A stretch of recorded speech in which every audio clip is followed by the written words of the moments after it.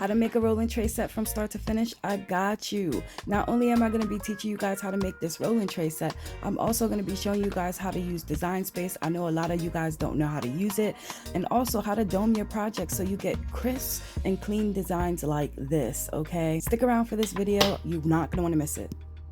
What my customer ordered versus what my customer got is a series that I'm about to start here on YouTube. And when I tell you I have been so excited and I cannot wait to be able to release this new series here on my platform. I have a lot of beautiful, amazing art that I want to be able to share. And not just that, but I also want to show you guys the behind the scenes of how I actually be making these sets and how I come up with my design concepts. Because a lot of people think that I just be making this art and, you know, out of nowhere. And one thing I want you guys to learn when it comes to my platform is your customers help you come up with a lot of your design concepts, okay? So one way I love to express myself is by taking a lot of my customers' requests and their ideas. Not only will you guys get to see how I come up with my design concept behind the scenes, but this series is also going to help elevate you guys in your craft, but by giving you guys inspiration in your own business. So come along with me on this series and on this journey of showing you guys how I come up with my design concepts and, you know, pretty much make my customers happy when they receive their order, okay? So I'm really excited for this to be the first episode, and let me know in the comment section what you guys think of this series and if you want more of it. And you know, give me some design concepts as well. I will also take some ideas from you guys as well, so don't be shy. Let your girl know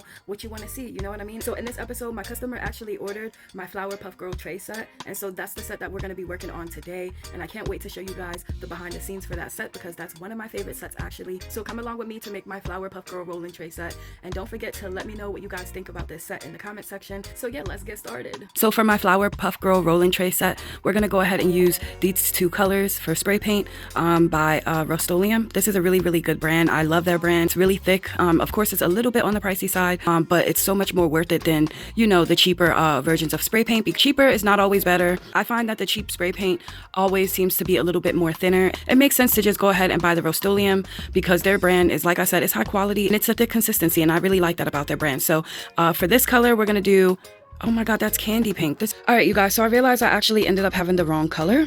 I wanted to use Sweet Pea, which is what I typically use for that rolling tray, and this is the one that I ended up picking up, which was the wrong color. It's a little disappointing because that color is a little bit more deeper than this color, and I'm just really disappointed. But we're gonna have to go with it because I really don't feel like running to the store at this moment. So, and for this rolling tray set, I also use berry pink. All right, so now that it's starting to get really cold outside, you guys, I typically like to warm my spray paint up before I actually use it. Now, the reason why I tend to do that is because if you do not do this and you try to go outside and spray paint when it's cold, and let's say your spray paint, you know, was, you know, it's either room temperature, or if you're like my place, where sometimes my place be a little bit colder than room temperature, so then I'll touch my spray paint and it's cold to touch. If you notice that your spray paint cans are cold to touch, heat your spray paint up before you use them, okay?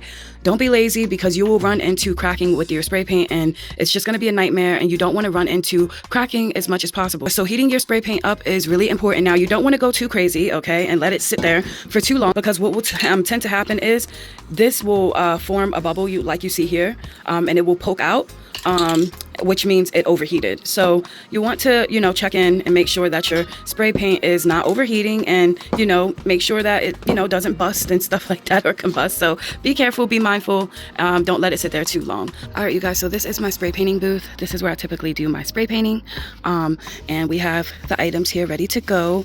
I do like to stack my trays, and the reason why I like to do that is because if not, you will run into issues like that on the bottom of the tray. Now, that can come off really easy with paint thinner. Who wants to keep going through that? So I decided to start stacking them and putting them in another tray so that the bottom is protected.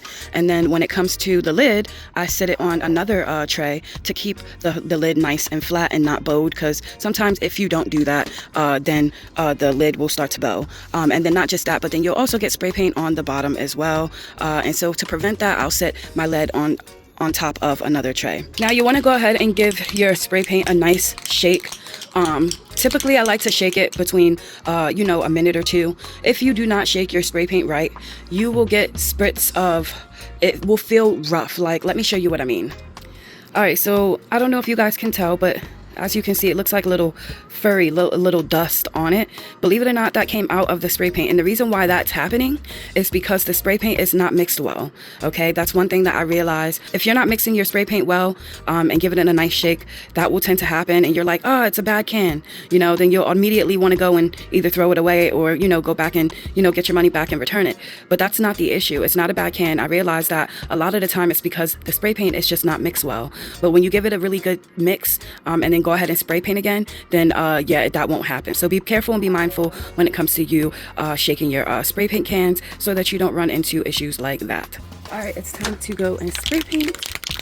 So we're going to start off with that first color, which is the berry pink.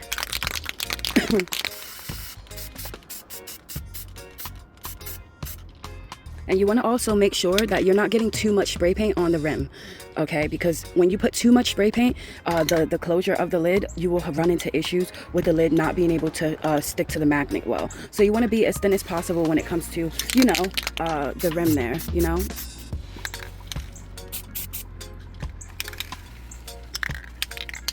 Make sure you guys are getting the edges of the tray because that's important. You don't want it to look white on the outside where everything else looks, you know, color. So be mindful of that as well.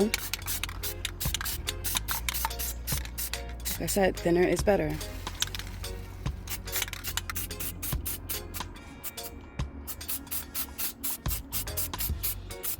So this is what typically my ashtrays and stash jars look like when I prep them. I already went ahead and put the white coat on them so they're ready to go to have the color put on them.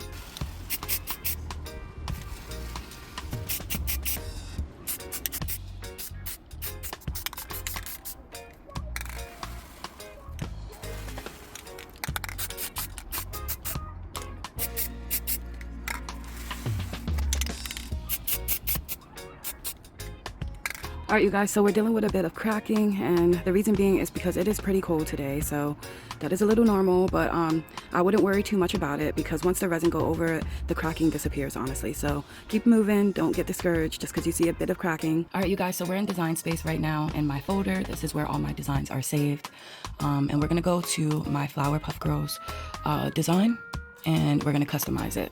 So this is what design space looks like.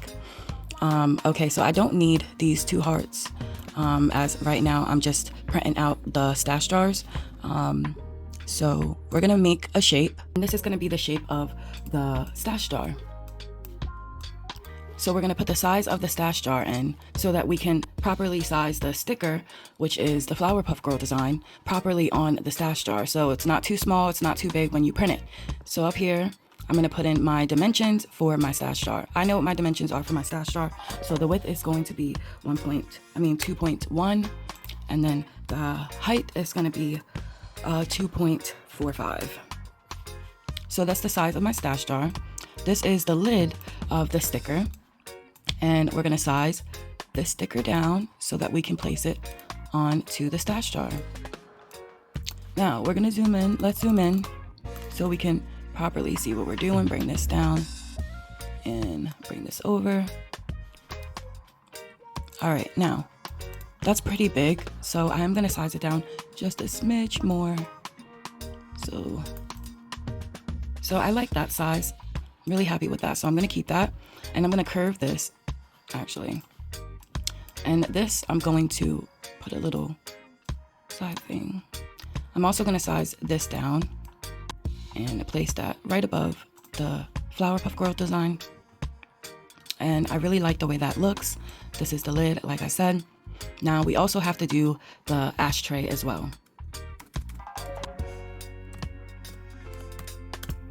Copy this entire design, place it there, do the same thing, duplicate that, and place it there.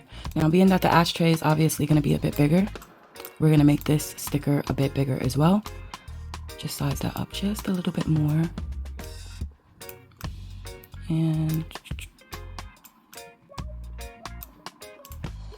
we're also gonna size this up a bit more too. And keep it like that. So I'm pretty happy with the way that that's looking. And we're gonna go ahead and print this out. All right, you guys, so I printed out my design and this is what it is looking like so far. I'm gonna go ahead and cut it out so that we can go ahead and apply our stickers. So for this particular design, because I know you guys are going to ask me where I got this art from. So when it comes to this this particular design right here, I sourced this off of Google here as well. And then when it comes to the Flower Puff Girls design here, I got that one from Etsy. When it comes to this particular design, that design came from an artist called Cushy Lands. As you can see, her name is actually in the design. I bought this design from her when she still had her Etsy shop and she was selling her art. She no longer sells her art, sadly. I was very disappointed when she told me she was closing her shop because she makes some really beautiful designs. Definitely support and check her out on Instagram. But no, she's no longer selling her art anymore. But she gave me the okay to use her art because I already had spent pretty, a decent amount of money with her. So I have the okay to use her art. But when it comes to other designs that I have in my shop as well, sometimes I'll purchase the art from either Etsy or find some from Google, or I'll make the art myself. Typically, it's what I like to do using AI before I will source. Sourcing the art is a last resort, like if I can't make the art on AI, because sometimes certain characters can't be made. So if I'm forced to have to source the art from another artist, or if I'm forced to have to source the art from Etsy or Google, then I'll do so. But that, like I said, that's going to be the last result. I typically like to make my own art using AI because it's just so much more funner, and you can just prompt it to do whatever you like. Like I said, sometimes with AI it's iffy. The one thing I typically don't like about AI right now is that if you try to prompt it to say a certain word or create a certain word within that design, it will spell it out wrong, completely wrong. And you can make a beautiful design and fall in love with it, and the word is spelled completely wrong, and you're like, oh my god, that's one thing I really wish that they would fix. So yeah, I just wanted to let you guys know because I know you're going to ask about this design and where I got it. So now it's time to cut our art. So as you can see, this setup here, I have this ring light sitting over top of my Cricut machine. The reason why I have it set up like this, and I want you guys to keep this in mind when you're using your Cricut machine, even though there is an overhead light, it still sometimes can't pick up and read the lines here to know how to correctly cut the image. So I run into these issues sometimes where it will cut offset, and the reason why that happens is because there's not enough light exposed so that the sensor can read those lines there. So if the room is too dark, you see what I'm saying, and you're trying to cut and you notice that your your lines are, and you notice that your design is cut off centered, it's 9 times out of 10 because there's not enough light. So I use my ring light and I put it over top of my Cricut machine so that I can read the sensor can read the lines perfectly, and I have not ran into any issues anymore once I figured that out. And so I wanted to give you guys a heads up just in case it's something that you guys are running into as well. I am so in love with my Cricut maker, you guys. This was the best investment that I could have ever spent my money on. If you do not have a Cricut maker, please invest in one. I promise you, you are not going to be mad you made that decision. These Cricut makers, okay, are a game changer for sure. All right, you guys, so it's time to apply these stickers. So this is what it's looking like once we applied all of our stickers. I'm so in love with this set. This art is just so beautiful.